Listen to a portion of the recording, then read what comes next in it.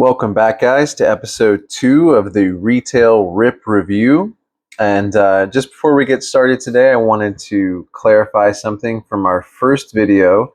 Kind of ended with some kind of up in the air questions about what we're going to consider a hit versus not. And I think the best way to do it is to have two classifications. We can have one thing, we'll call it like a major hit. That would be like what we were talking about, these kind of big chases, autographs, relics, really low numbered parallels, things like that. So those will be really rare, but when we do, when we do find one, it'll be a big deal. But there's things that are still available that are not quite, they're above base cards and above like really common base inserts, but they're not quite as rare as some of these other things. So we'll call those minor hits because it is worthwhile to track those as well and acknowledge those as well. Because if, for example, we're going to be opening fat packs like we did in our first video, chances are a quote unquote good fat pack might have a single minor hit in it, or maybe two minor hits. Our last fat pack just had this single Jackie Robinson All-Stars 35th anniversary insert.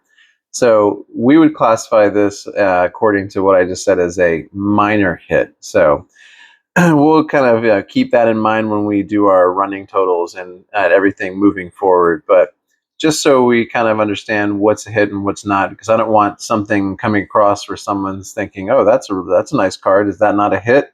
And for our purposes, it may or may not. But that's all I wanted to clear up. But today we're going to open up something a little bit different. This is a hanger box. Not only is it a hanger box and not a fat pack, it is a hanger box of Topps Heritage, not the flagship that we opened previously. The difference between Topps Heritage and Topps Flagship, or really between any of the sets, is just card design. Topps Heritage, the gimmick is that the card design mimics a year in the past, but with modern day players. So it's kind of has a retro look to it. I really like the way Heritage cards look. You can tell probably just by looking at some of the cards in my personal collection. I really like a lot of the more like portrait or like stylized kind of, just your face or your upper torso kind of posing type of pictures. I think those look cool, like very classy. So I really find a lot of the Heritage cards to be pretty appealing. That being said, I do think that Heritage overall, in my experience at least, has maybe less overall hits, like, kind of major or minor compared to the flagship stuff that I've pulled, or even other sets as well too. It definitely still has things that you can get in it, but the Heritage parallels are a little bit more subdued. Like they might be something with a different colored border as opposed to a white border, and that might be the only difference in it. Or you'll find the occasional sparkly ones, but we'll just kind of open it up and see what we can see. But you won't be as quote unquote blown away by some of the cards, but we'll just have to see what we get. Heritage does have a lot of fun inserts in it and things like that too, so hopefully we get something cool. This hanger box has 35 cards in it, and it says to look for exclusive base light purple parallels, so that'll be the border that we were talking about, and burgundy sparkle chrome variations. So that's going to be a card with like little pink burgundy sparkles all over it. So that'll be fun. Hopefully we get something like that. Hopefully we get a big name and a sparkly something or other. That would be cool. Let's open it up and find out if we can get into it. Uh-oh. Okay, we'll go back to the scissors again. There's no point in tearing up the box and risking damaging the cards. And that's why you'll see people who open cards often have a knife or a razor or a utility knife or something. I'll have to get one of those as well. All right. So here are our cards. And you can see right away it's a big difference as far as the overall look compared to the flagship cards. So yeah, just for comparison, definitely a different breed of card. So we'll go through these a little bit slower since they're new, and we won't be opening up as much Heritage as flagship, so this will give everybody a chance to get a better look at some of the cards. Of course, we come across any big names, we'll stop and check them out. I think these are really cool. This is an insert for father and son big leaguers. So this is for Roger and Cody Clemens. Cody with the Philadelphia Phillies, and Roger, his dad, known professional ball player. Say what you will about Roger Clemens. What a career the guy's had. So those are pretty cool, actually. I've also pulled one of these with Ken Griffey Sr. and Jr., which is also really cool. I can just tell, that's how you know we're getting old, is when we start seeing the kids of the people that we grew up watching playing, or maybe even a third generation for some of these people. Let's move on.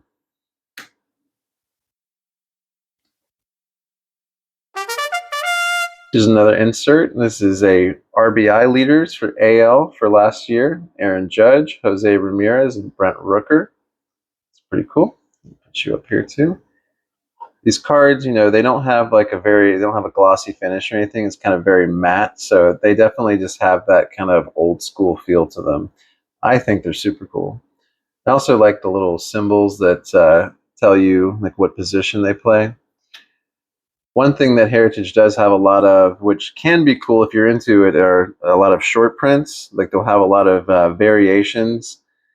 Either the front of the card, they'll have image variations, the picture will look different, and that'll be the only thing that's different about the card, but it'll be a really short print, so people want to collect it. So a lot of times you have to kind of really go back and look at your Heritage cards to really see what you have, to make sure you're not just forgetting or just moving on from something that might be potentially more valuable.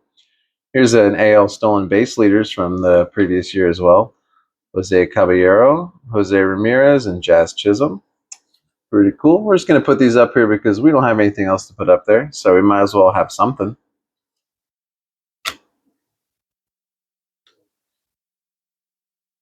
And here's a home run leaders with Ohtani, Ozuna, and Schwarber.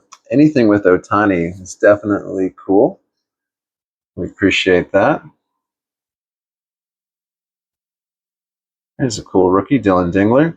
Like I said, the rookie Heritage ones I actually really like because I feel like, once again, it's just kind of a more classic look. There's a rookie, James Wood.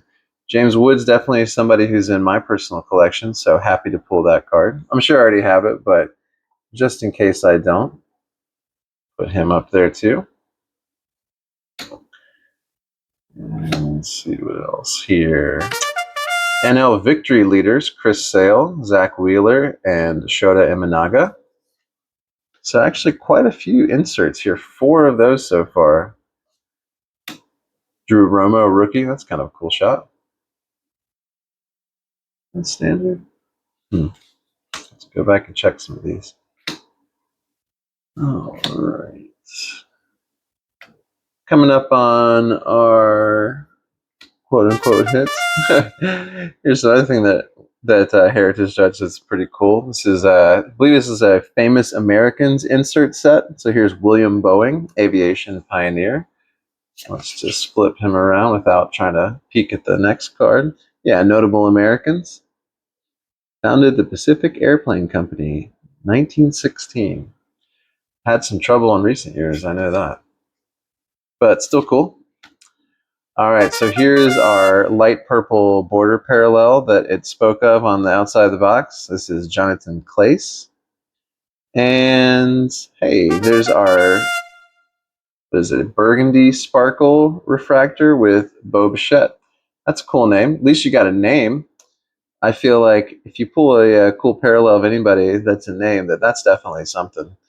As opposed to Jonathan Clace. Although, my knowledge of ball players overall is pretty poor, so he might be a stud. I doubt it, though. So yeah, Bo Bichette, that's pretty cool. We'll go up here, dead center for the stolen base leaders. We also have a Chrome Refractor. This is just a card that has a more like a glossy finish and it's shiny. You can see that, as opposed to these other ones that have that matte finish that I was talking about. That's Dansby Swanson, another name. Former Brave, pretty cool. think we'll put him up there as opposed to the, I don't know, it's kind of tough here. James, sorry, buddy. Put Dansby up there. And Zach Allen on our last card.